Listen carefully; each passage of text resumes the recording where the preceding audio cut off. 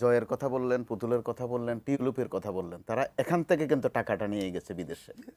আর মালেক ভাইরা পরিশ্রম করে ওখানে উপার্জন করে সেটা পাঠান আমাদের জন্য, যে কারণে আমরা এই মুহূর্তে আমাদের অর্থনীতির যে অবস্থা, মাত্র একটা সূচকে আমরা একটু গর্ব করি, সেটা হচ্ছে ইংরেজিতে বলে রেমিটেন্স।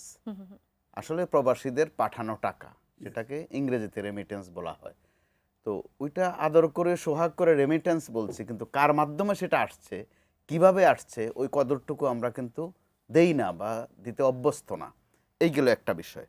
দ্বিতীয় বিষয়টা হচ্ছে জামাত নেতারা যখন লন্ডনে বেগম খালেদা জিয়ার সাথে দেখা করলেন, যেহেতু তারা রাজনীতিবিদ, বেগম খালেদা জিয়াও রাজনীতিবিদ, শুধু গিয়েই আসসালামু আলাইকুম বলেছেন আর আপনি ভালো আছেন কিনা এতটুকুর মধ্যে নিশ্চয়ই থাকেনি।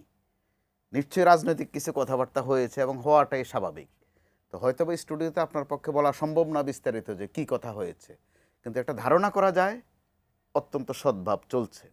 তো এই দিক থেকে আরেকটা বিষয় আমি এই সুযোগে আপনারে বলি, লন্ডন থেকে তারেক রহমান সাহেব মাস 5 আগে সতর্ক করেছিলেন এই দেশের বিএনপি নেতাদেরকে খুব জোরালোভাবে, যে খুব খুশি যেন তারা না হয়, সামনে কিন্তু একটা কঠিন দিন আসছে এবং নির্বাচনটাও কঠিন হবে।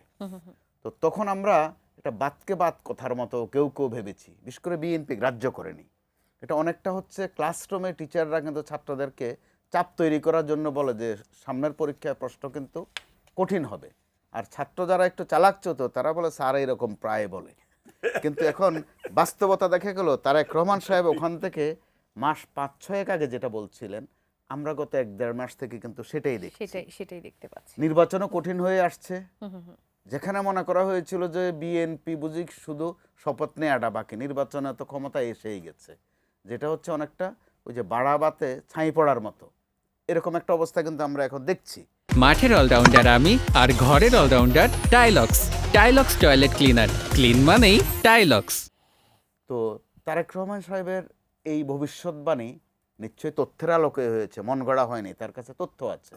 আপনি যেহেতু দেশে এসেছেন, নিশ্চয়ই মাঠের চিত্র আপনিও দেখে যাচ্ছেন। তো বিএনপি নেতারা সেই দৃষ্টে কাজ করছে কিনা নিশ্চয়ই আপনি ওই তথ্য তারেক রহমান সাহেবের কাছে দেবেন।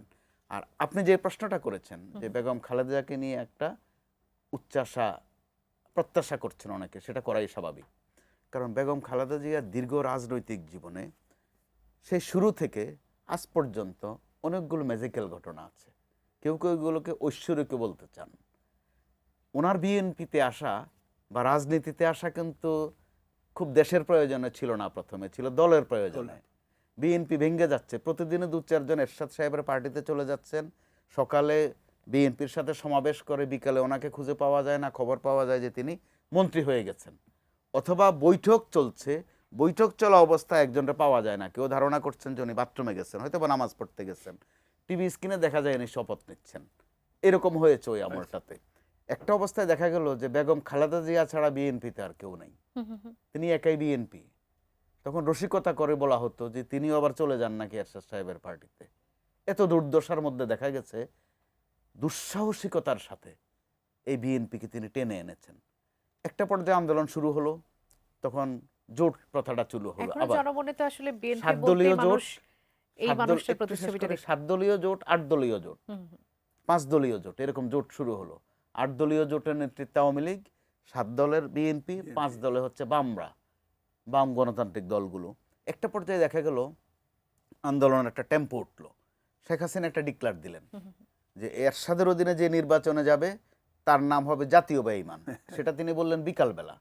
রাতের বেলা জানা গেল তিনি এরশাদের অধীনে নির্বাচনে চলে গেছেন এবং বিরোধী দলীয় নেত্রীর যথারীতি তিনি হয়েছেন। তো ওই সময় বেগম খালেদা জিয়া আরও একা হয়ে গেলেন।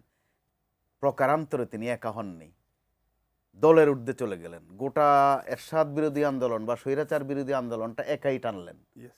এরপরে এরশাদের পতন হলো। আবার 91-তে দেখেন যে আওয়ামী লীগ তো ক্ষমতায় এসেই গেছে, শুধু শপথ নেওয়া বাকি, কিন্তু নির্বাচনে দেখা গেল বিএনপি এসেছে বেগম খালেদা জিয়ার নেতৃত্বে। আমি শেষ করে আনি, 5 আগস্টে দেখেন বেগম খালেদা জিয়া বক্তব্য রাখবেন, মিডিয়া কর্মীরা অত্যন্ত সতর্ক, আপনারা আমরা সবাই যে তিনি কি বলেন। তো ভাষা আমার ধারণা ছিল যে তিনি হয়তো বা ওনার কষ্টের কথা বলবেন, ওনাকে কি নির্যাতন করা হয়েছে ওটা বলবেন। দেখা গেল উনি ধারে কাছেও গেলেন না, শেখ হাসিনার নাম একবারও উচ্চারণ করলেন না, ওনার উপর কোনো অবিচার হয়েছে সেটাও বললেন না। তিনি মোটা দাগে কথা বললেন দুইটা, একটা হচ্ছে কেউ যেন প্রতিশোধ পরায়ণ না হয়, কেউ যেন ধৈর্যটা রাখে এবং জাতীয় ঐক্যটা যেন ধরে রাখে, ধরে এতে রাখে, করে সেটাই। চিত্রটা বদলে গেল।